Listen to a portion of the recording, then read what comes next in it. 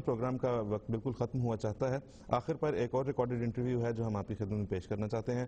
یہ جو کہا جاتا ہے کہ وزیر اعظم بھٹو صاحب نے جو ہے وہ احمدیوں کو غیر مسلم قرار دے دیا تھا اور وہ جی عوام کے منتخب وزیر اعظم تھے اور منتخب اسمبلی تھی اور یہ پتہ نہیں کیا کیا.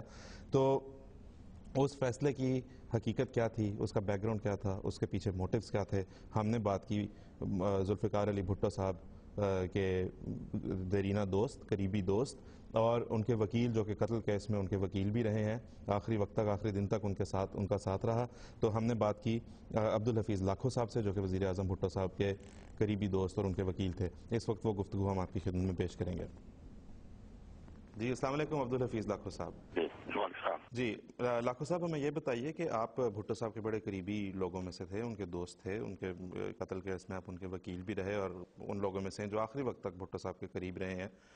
تو ہم آپ سے یہ پوچھنا چاہتے ہیں کہ آپ بھٹو صاحب نے جو 1974 میں جو احمدیوں کو غیر مسلم قرار دلوایا ایک اسمبلی سے, تو وہ کیا مسئلہ تھا جسے حل کرنے چلے تھے؟ بھائی میرے نزدیک یہ ہے کہ ان کو بلیک میل کیا گیا تھا. یہ جب ایجوٹیشن ان کے خلاف شروع ہوئی, بھٹو صاحب کے خلاف.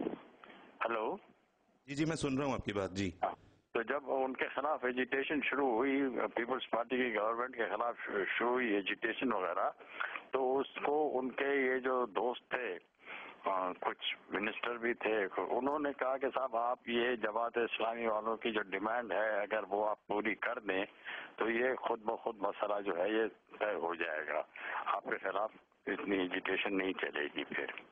تو اس کی وجہ سے انہوں نے یہ پھر حساب کتاب کیا, اور میں نہیں سمجھتا ہوں کہ وہ غلط تھا صحیح تھا, وہ الگ مسئلہ ہے. لیکن جہاں تک ان کا سوال تھا, وہ کوئی اس میں ہی واز ناٹ ویری, کیونکہ وہ جناح صاحب کے فالوور تھے. جی